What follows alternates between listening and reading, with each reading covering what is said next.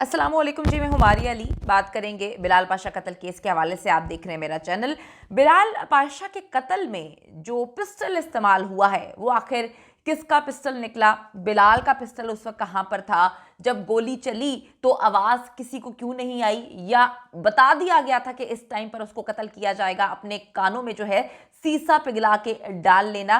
पहले बिलाल पाशा को बेहोश किया गया या फिर उसको कत्ल कर दिया गया? उसके बाद उसके मोबाइल से जो है वो सारे के सारे राज, सबूत और बहुत सारी ऐसी चीज़ें उनको मिटाया गया। तकरीबन कितनी देर तक बिलाल पाशा के मोबाइल के साथ खिलवाड़ किया गया, कितने घंटे उस कमरे में मौजूद रहे? और कितनी अजीब सी बात है कि जो मुलाजमीन बाहर थे उनको कमरे में किसी के आने जाने की खबर ना हुई, या फिर उन मुलाजमीन को छुट्टी दे दी गई थी। उस वक्त 8 कनाल के घर में क्या कोई भी मौजूद नहीं था? सीसीटीवी फुटेजेस जो है वो किसके पास निकली? इतना बड़ा घर था, बिलाल पाशा के पास पैसे की कोई कमी नहीं थी, सरकारी मुलाजिम था, एक बड़े ओहदे पे फाइज नौजवान, क्या उसके घर में सीसीटीवी कैमरा नहीं लगा हुआ था? इतने बड़े घर में डेफिनेटली कैमरे लगे हुए थे। उसकी फुटेजेस कहाँ गई हैं? जो सबसे पहले गया उसने क्या क्या मिटाया? कौन कौन से राजों से पर्दा जो है उसने मजीद पर्दे डाल दिए?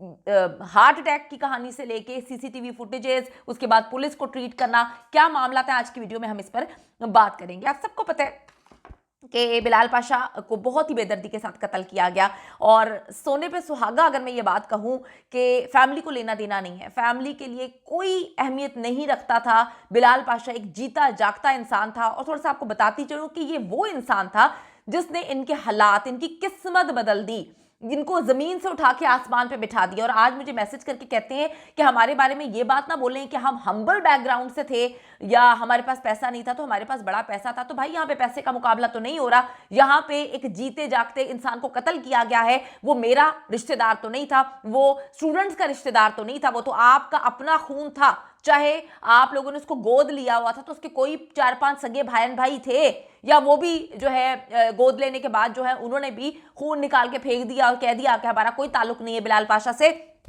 हम तो इंसानियत के नाते जो है इतना कुछ बोल रहे हैं, स्टूडेंट्स तो इंसानियत के नाते खड़े हुए पाशा के साथ, और जो असल में खून है वो यकीन करें सफ़ेद हो गया है। ये सारा का सारा खेल जो है रचाया गया है घर के अंदर से। ये खेल ना सिर्फ बन्नू के घर के अंदर से रचाया गया, बल्कि ये बिलाल पाशा के अपने घर के अंदर से भी रचाया गया, अपने ख़ानदान के अंदर से रचाया गया।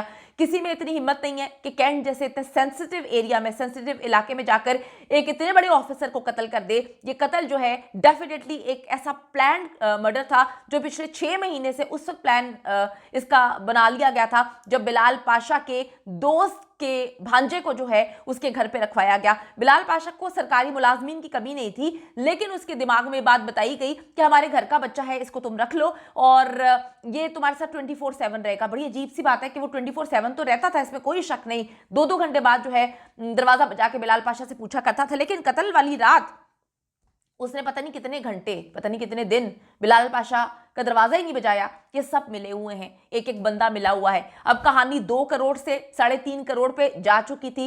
पाशा ने अपने पैसे मांगे, उसका मामला था। बन्नू में जो है जिन्होंने जाके पूरी की पूरी कहानी चेंज कर दी, जिन्होंने हार्ट अटैक की कहानी सुना दी, जिन्होंने अपनी मर्जी का पोस्टमार्टम करवा दिया, पुलिस को जो है अपने हाथ में कर दिया, बल्कि पुलिस तो हाथ में ही थी। उसके बाद मुलाजमीन को छुट्टी दे दी, मुलाजमीन को डरा दिया। इनका ड्राइवर 24/7 पाशा के साथ रहता था।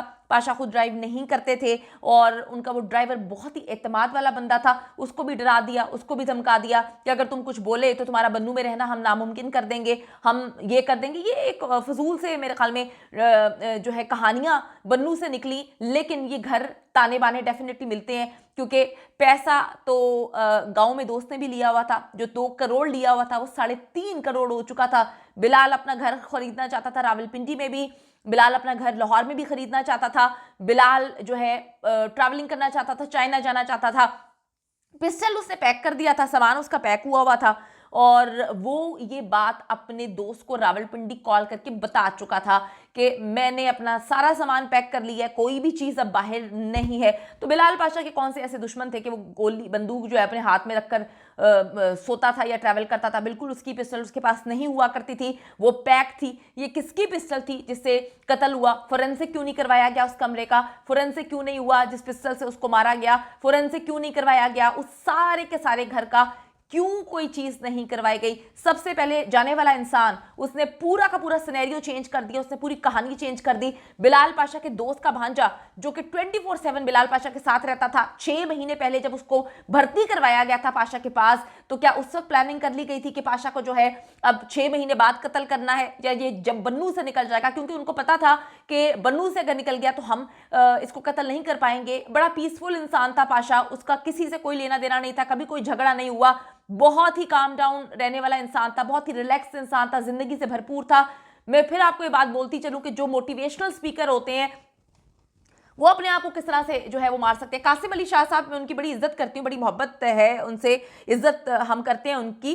उन्होंने फौरन से ही प्रोग्राम कर दिया जब बिलाल पाशा को कत्ल किया गया, अगले दिन उन्होंने प्रोग्राम कर दिया कि जी ये जो खुदकुशी है, ये दिमागी मसाइल जो हैं, ये जो है नौजवान नस्ल को खा रहे हैं, सर थोड़ी सी रिसर्च कर लेते, वो क्यों खुदकुशी करेगा, वो क्यों जहनी बीमार होगा? ये तो एक कहानी थी जिसको पोर्ट्रे किया गया। आपको तो लोग सुनते हैं, आपसे तो लोग मोहब्बत करते हैं, आपकी तो लोग इज्जत करते हैं, तो एकदम से जो है सारे के सारे मामले को जो दिखाने की कोशिश की गई, आपने भी उसको जो है नरेट कर दिया, आपने भी उसको बता दिया कि जी वो दिमागी, वो एक बहुत ही पढ़ा लिखा इंसान था, उसने तब खुदकुशी नहीं की जब उसके पास एक कतरा पैसे नहीं थे, जब उसको पता था कि वो पाकिस्तान के सिस्टम में एक गरीब घर से निकलकर जो है सीएसएस का इम्तिहान देगा।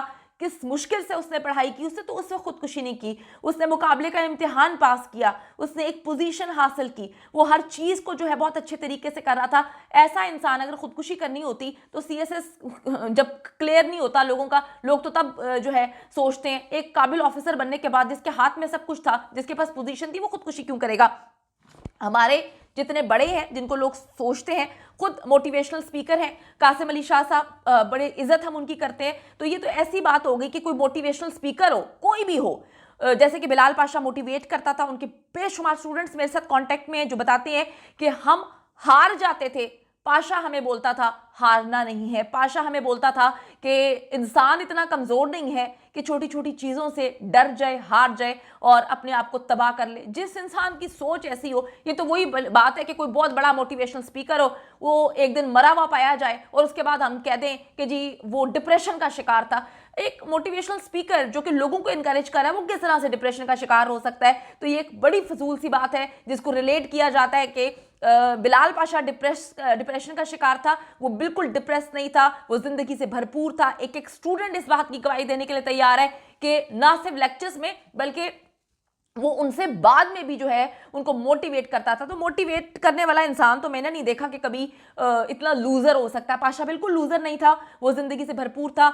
इनके जो भी सबसे पहले जाते हैं वहां पर, वो पूरी कहानी चेंज कर देते हैं, पूरा सिनेरियो चेंज कर देते हैं, फोरेंसिक नहीं करवाया जाता, पोस्टमार्टम रिपोर्ट झूठी है। झूठी मतलब इन द सेंस क्या अपने उसकी बॉडी में पता नहीं 6-7 घंटे क्या इंजेक्ट करते रहे हैं, किस तरह मार पीट के जो है उसको ओवरडोज इन्होंने किया है। क्योंकि बिलाल पाशा की आंख के नीचे जो है वो नील का निशान है, मारने का निशान है। एक इंसान खुदकुशी करेगा, वो पहले अपनी आंख के नीचे मारेगा, ठीक है, उसके बाद वो अपनी आंख पे गोली मार लेगा, उसके बाद वो अपनी कमर पे भी गोली मारेगा, उसके बाद उसको जो है ये कह दिया जाएगा कि वो देखे ना ओवरडोज था तो डिपार्टमेंट की बदनामी होगी, तो ये पोस्टमार्टम में ये आया है। किसी ने ये जानने की कोशिश नहीं की।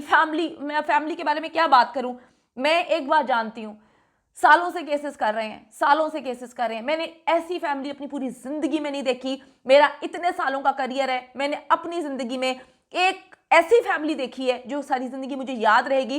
पाशा, तुम याद रखोगे कि तुम्हारे घर वालों ने इंसाफ ना दिलवाने के लिए जो कस्में उठाई नहीं है, तुम्हें इंसाफ नहीं दिलाया तुम्हारे घर वालों ने, तुम उनसे उनका गिरेबान पकड़ के सवाल करोगे, और तुम्हें करना भी चाहिए। क्योंकि सारी दुनिया बोल रही है, तुम्हारे घर वाले नहीं बोल रहे, वो पैसे गिन रहे हैं बैठ के, फिर उनको आग लगती है, फिर उनको तकलीफ होती है, फिर मुझे धमकियां दिलवाते हैं। तो सच है ना भाई, सच है, पूरी दुनिया जानती है कि क्या किया गया बन्नू में, लेकिन सब खामोश हैं।